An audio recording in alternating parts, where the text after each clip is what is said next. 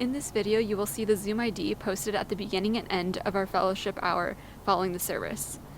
This begins at 12:30 and goes till 1:30, giving us a short break after worship. Feel free to eat lunch and have a drink with us. During this time, we are not taking tithes. If you have a need and feel comfortable posting your Venmo in the comment section, please do so. You can also message us privately. For those that have abundance, please share with those in need as you are able. For our musicians and artists, you may see a Venmo ID or organization of their choice displayed. Please tip them as you are willing and able. At the end of our service, we will take communion together. Set aside something to munch on and a drink for this portion. If you like our service, please share the video. Sometimes during our services, we cover heavy topics. Some things may be triggering at points. If the subject matter gets too heavy, we understand and want you to take care of yourself. Step away for a moment, come back later, or skip if you need. We are a diverse community, and the only thing we don't tolerate is intolerance. We are not a church where you will always be comforted. What you will find is you will always be challenged. We ask that everyone comes to this space open and willing to listen. We hope that this space fosters community, conversation, reflection, and action. Hi everyone, I come to you through the roof of my car in a park. I hope you can hear the wind rustling. And I'm going to read a poem or a part of an essay by Mary Oliver from her book Long Life. 7 of us and 1 dog are aboard the boat. It has a single wide sail, built years ago by the parents of our young captain. After the manner of the Bahama dinghy, it is a workboat, fairly wide, with a deep keel, a lovely creation if there ever was one. Josiah sits with the lines in his hands. He seems to be in a kind of friendly correspondence with the sail and the wind. So we become, for the afternoon, sea creatures ourselves. How light our bodies feel as we lounge against the planks and trail our hands in the water. Ahead is the sandy point of our destination, and between us and it, not a single apportionating marker, but the wide water's drowsy lap and slide, its abundance and gleam. We stroll on its surface freely, citizens of the water world. How different from 1 foot on the stone, the hand opening the gate, the gravel path of the garden, the trudge through loose sand, and heel sticking into the clay of the field. Such weight on the earth is on our shoulders, gravity keeping us home. But on the water we shake off the harness of weight, we glide. We are passengers of a sleek ocean bird with its single white wing filled with wind. At the sandy point, Josiah throws out the anchor. Some of us swim. Some of us sit and stare through the afternoon light. Then slowly we come home, joking, laughing, and silent too. Once a loon breaks from the water, it runs for a long while open upon the surface before the noble body can rise. Shearwaters and petrels fly around us, clouds passing by, darken patches of the water as they hurry to their tasks in the distance. All through our gliding journey, on this day, as on so many others, a little song runs through my mind.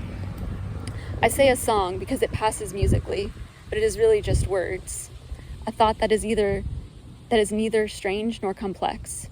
In fact, how strange it would be not to think about it, not to have such music inside one's head and body on such an afternoon. What does it mean, say the words, that the earth is so beautiful? And what shall I do about it? What is the gift I should bring to the world? What is the life that I should live?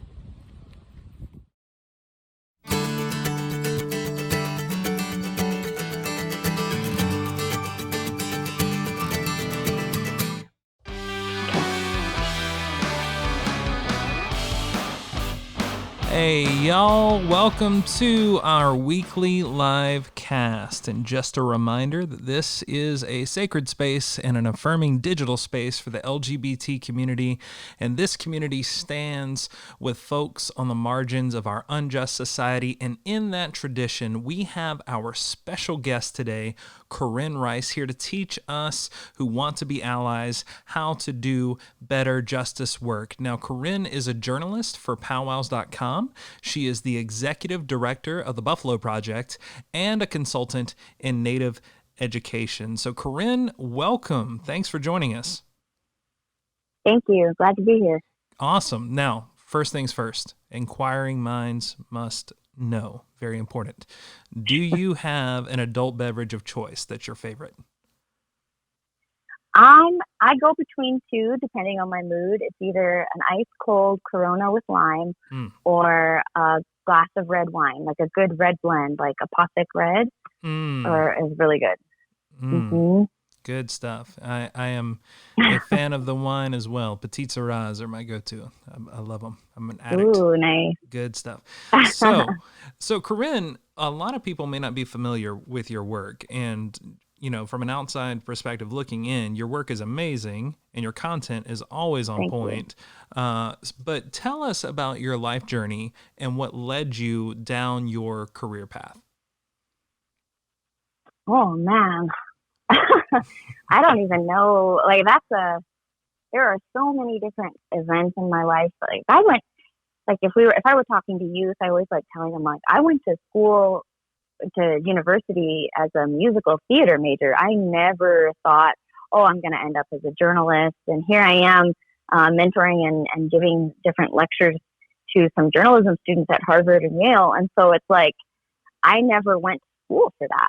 And yet, it became what I did because I saw a need for Indigenous representation in our media. So we had people coming, we had European Americans coming into our spaces asking to tell our stories. And we were in a very vulnerable place, trusting that our stories were going to be told accurately, that they were not going to victimize us.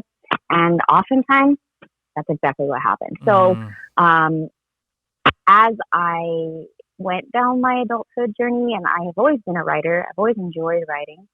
I channeled that into raising awareness, and it's this combination of understanding that people have a lack of understanding about different Indigenous cultures, being good at writing and educating, and then also being passionate about making sure our stories are told by our people.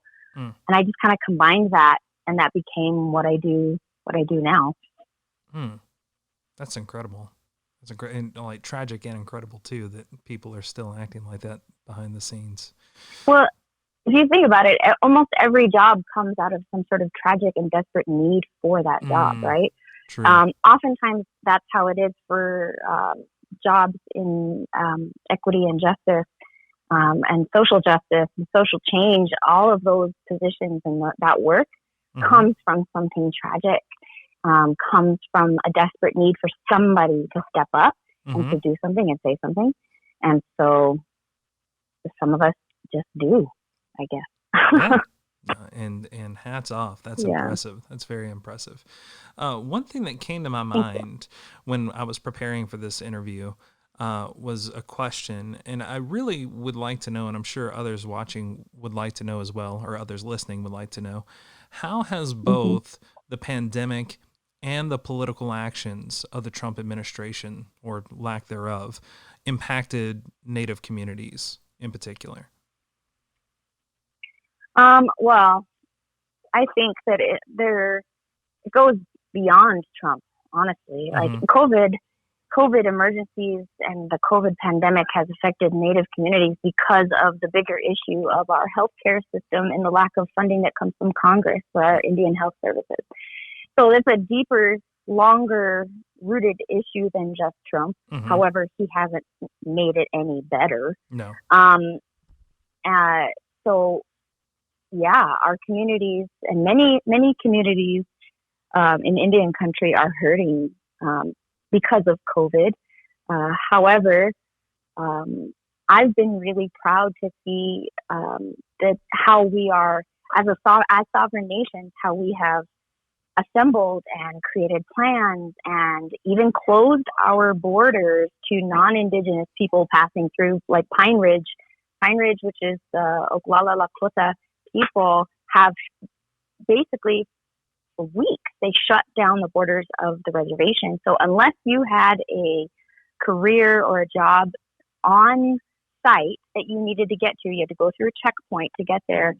You couldn't come onto the reservation because of COVID.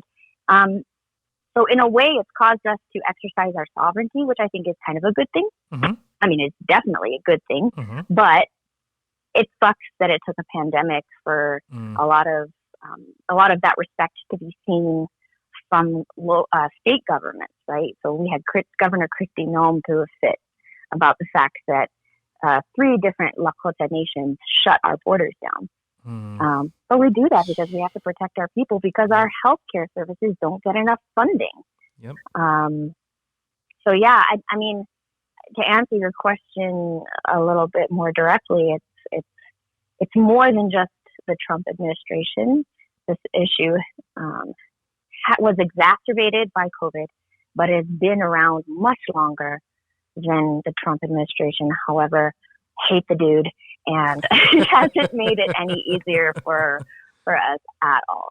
So, yeah, I think he's just a glaring kind of example of everything that's always been wrong with this country, kind of all right. at once. I mean, it's just like you said, it's exacerbated with Trump. These issues have been around since our nation's inception, right? And it's right. When people are shocked that this country is doing all the things that we're currently doing that are horrific, I'm like, have you not picked up a history book? Have you not been paying attention? Well, that too, but also the U.S. government is really good at covering that kind of stuff up. So Yep. unless somebody really digs or knows how to ask more questions and how to really get annoying, the U.S. government is really good at making sure we're just placated and never find out this information. Mm-hmm. And really, with social media has really helped in mass education on major social justice issues that were swept under the rug before. Really, I mean, unless you got a late night spot interview with Barbara Walters back then, like people hadn't really known about these major issues. So yeah, so social media has played a huge role in making sure that information gets out today. Yep. People are definitely waking up to our horrific past. And speaking of that, I feel personally, and one of the reasons I'm in the career that I'm in is because the church has just been a toxic and administrator of pain and suffering for generations. And it hurts me because that's the antithesis of the text of my faith. It doesn't speak to these things, but the church has been a promoter of violence and injustice. And because of that, I feel like we need to atone. So in what ways do you feel that Christianity and Christendom can make reparations for the massive pain and toxicity that Christendom has sowed for generations, especially to indigenous peoples? Leave us alone. I think the biggest way that modern Christians can atone for that is to, and an example of that would be to end mission work.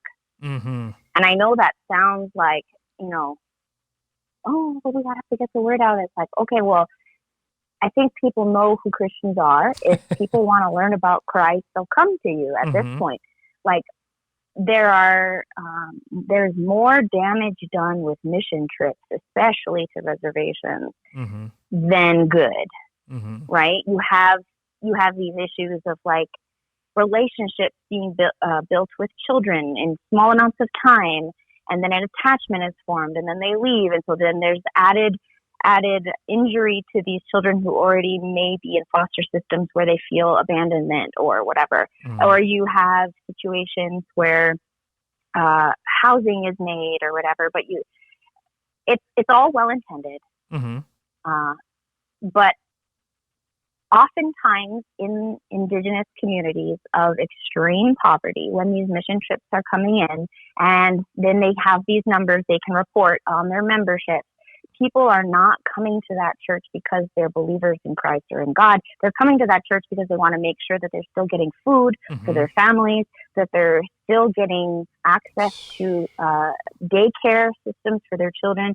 These are people in survival mode. These are not people in seeking faith mode, right? I know when I experienced homelessness, I moved to a new area.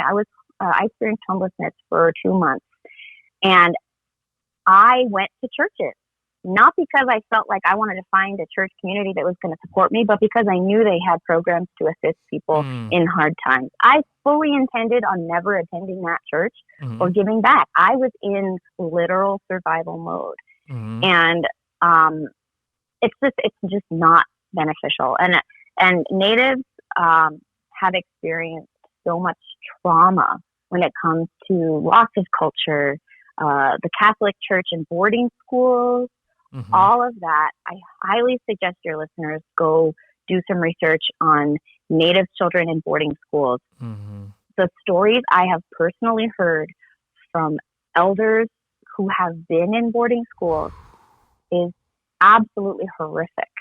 And this isn't just Catholic boarding schools. These are like United Methodist mission areas. These are Baptist areas. Really, it spans all of Christianity, all of the different I don't know how, not genres of Christianity, but what it is. Denomination. Thank you. All the different denominations within Christianity. So if you want to really be a part of the Christian community that's involved in reparations, let Native people be who we are and practice our culture and our religions, because we have our own.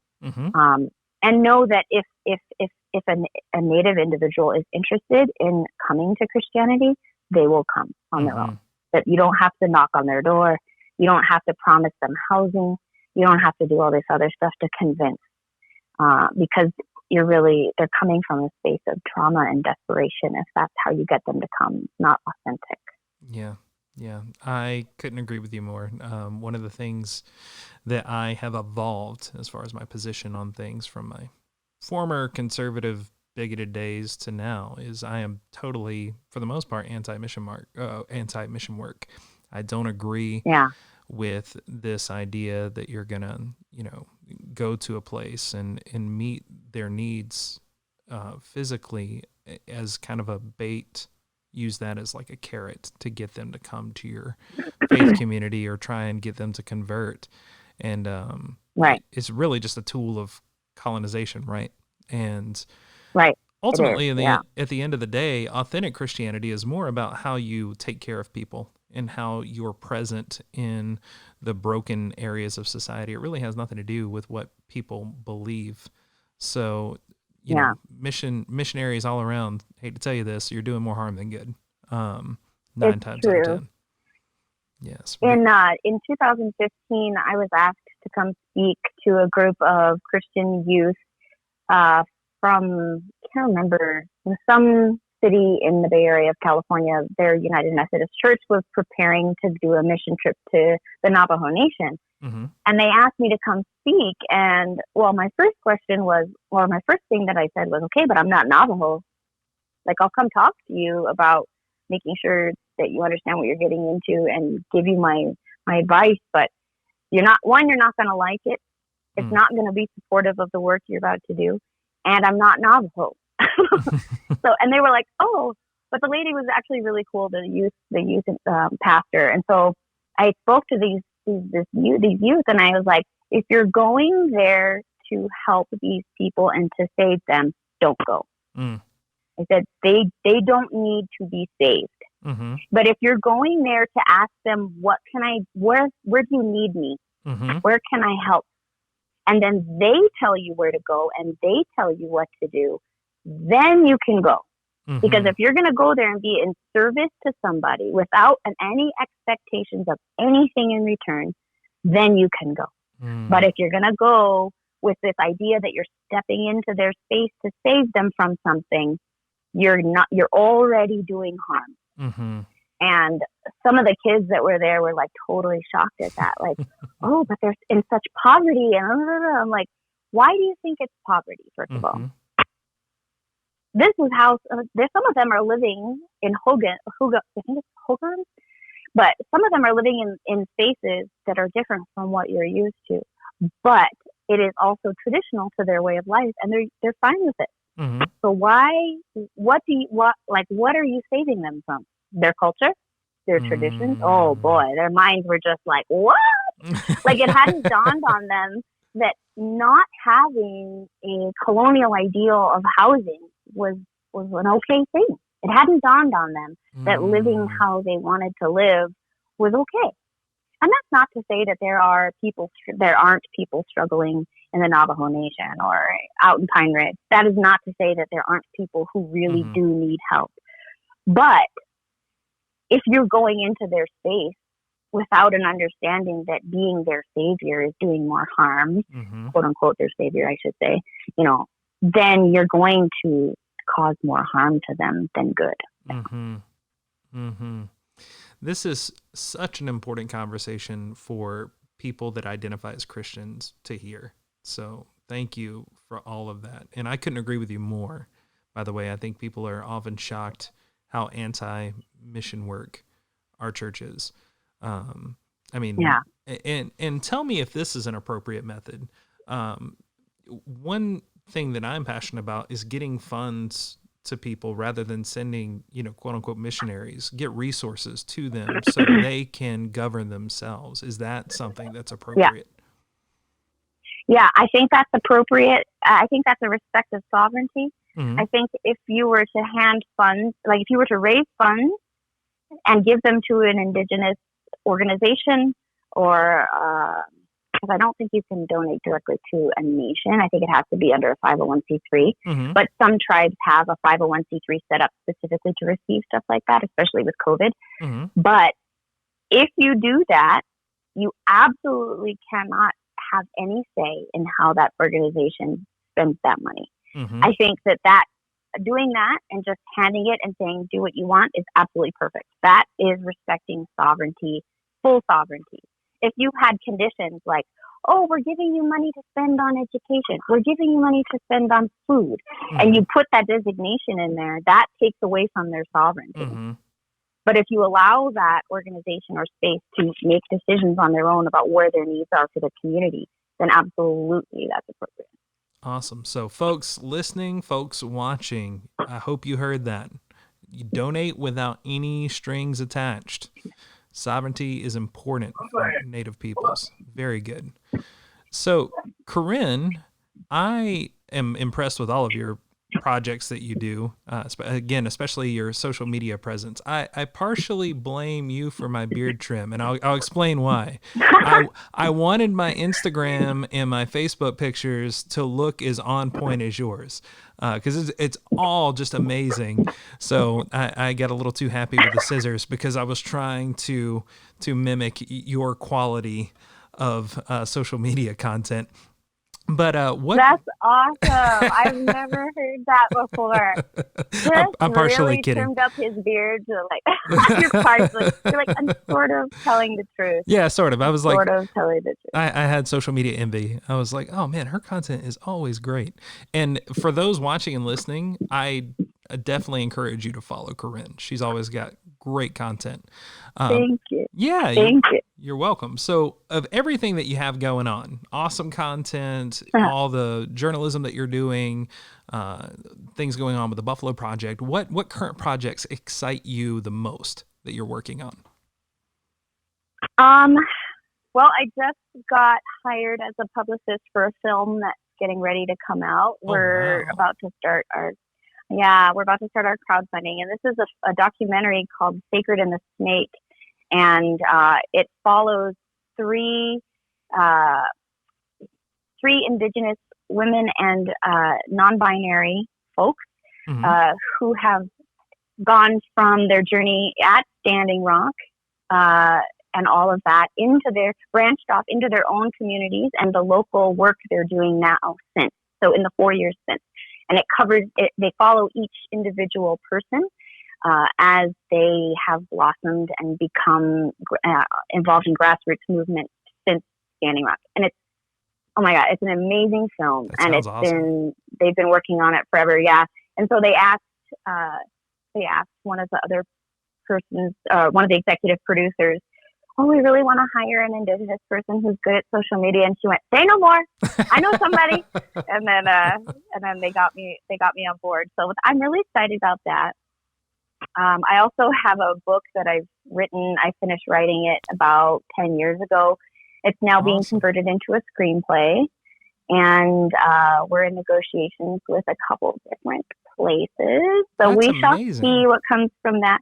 Yeah, it's really exciting. And then I just do freelance writing all the time. And then now I'm apparently helping with a horse race team. So I don't know if there's just one thing. I think I have like a list of 10 different things going on at all times. I never sit still. That's not true. I sit still when I'm out when I'm home when I take the horses out is when I turn my phone off and I just go ride horse, and that's calming for me. That's when my centering is. I love riding horses. I grew up on a farm in the deep South, and we had quarter horses, and riding is a blast. Training, not so much, but riding is a lot of fun. I agree. Corrine, in these trying times, what brings you hope? That's a question that I've been thinking about all week. For you, what brings you hope and solace? My faith, for sure. Oh my God. I would have been dead a long time ago, or, statistically I should be, as an Indigenous woman, all the crap I've been through. But like, honestly, through everything that has been difficult or hard, my faith in Creator has gotten me through absolutely everything. And that's not even a bullshit answer either. It's just like, for real, it's been my faith. And like, I think if we think we're strong enough to get through everything on our own and alone, I think that we're wrong to feel that way. And I think that it's super humbling, especially for me. Like, I step into different ceremonies and I'm learning my culture again. And it's just like, every time I'm blown away by like, Creator's real. Holy crap. Creator is actually real. Like, this is real. This is not pretend. Like, never. And I'll say that to my partner Greg all the time. Like, I've never experienced, connecting with Creator so intensely. But having that faith and stepping into that and believing that it's more than just this one hard moment has kept me going. Absolutely. That'll preach. That's a sermon, Corrine. That's good stuff. That's a sermon. So I missed my calling, I guess, now. No, well, I think you're doing it right now. I think I think you're exemplifying spirituality and the work that you do. Just the hands-on work that you're doing for justice and activism is so inspiring, and it's something that I personally would love to help curate a team or a group to support or send you support. So where can people that are trying to be allies like myself, where can they donate their time and their money to aid in efforts for Native justice or in works that you're doing right now? The Minnesota Indian Women's Sexual Assault Coalition is a leader in advocacy training. They do 40-hour advocacy trainings. And I used to work for them and organized a sex trafficking in Indian country conference that was attended by the federal government and different police forces and task forces throughout the country. They're amazing. So the work that they do is super important, raising awareness in tribal nations and then also in urban spaces. Another place that I really like, and the work that they do, well, there's a women's shelter in where I live currently. called the White Buffalo Calf Women's Society, and they run a women's shelter, women and children, for women and children locally, and they're great. Or then there's also my organization that I run called the Buffalo Project, and we currently, well, because of COVID, we've had to stop our classes because they're better done in person. Virtually just does not work for the kind of classes that we have, and instead we've kind of shifted gears to doing more cultural competency training. But what we originally started doing was working in non-Indigenous companies and spaces to work with their men on healthy masculinity as a way of preventing sex trafficking. So like the hope was to end up in spaces like Apple or Google, work with their HR department about, hey, you need to get ahead of the Me Too movement. We need to work with, we're going to offer a training to the men in your company. And then we do a lot of our coursework involves Indigenous teaching. And the reason for that is we're like, people would say, well, why do you want to teach Indigenous views on masculinity to European American men? I'm like, well, they're living in Indigenous land. Why, like, wouldn't you want to learn about the cultures that the place that you're living in and let them take the lead on stuff? So that kind of notion is sometimes alien to people. Like, oh, that's right. Like, I forget that this is native land and I am technically an immigrant. And so it's always kind of fun watching that understanding happen. But so that's kind of what my organization will do once things get a handle on COVID again. But at the moment, I'm doing a lot of cultural competency training, and then just speaking about what we do at our organization, and that's the Buffalo Project. Nice. So all of those organizations are great, and they do a very important work in the community. So any support there would be appreciated. Awesome. Well, Corrine, this has been a real treat, and thank you so much. I lift my glass. Today it's water. It's usually whiskey, but today it's water. I lift my glass to you and the work that you're doing. Thank you so much. Thank you so much. Yep. And friends, if you are not following Corrine on Instagram, where have you been? You're missing out. You should. This is a guru of social media content, and trust me, you will enjoy every post, and you will continue to be inspired by her work and online presence. And until next time, my friends, may the revolution go with you and equality reign for all of us. No justice, no peace. Take it easy. On the night Jesus was betrayed, he took bread and he broke it. And he said, "This is my body, broken for you. Take and eat. And as often as you do, do so in remembrance of me." And likewise, he took out the wine and he poured it for his disciples. And he said, "This is my blood, poured out for you. Take and drink, and as often as you do, do so in remembrance of me." As you take of this bread and you take from this cup, know that you are love and you are meant to sow love in this broken world. Grace and peace to you. And now, may the revolution of Jesus go with you wherever it may send you. May it guide you in healing this wasteland and protect you through the storm. May it lead you through this world seeking the justice it demands for you and for others. And may it bring you home preparing to continue love's mission beyond your doors. Grace and justice to you.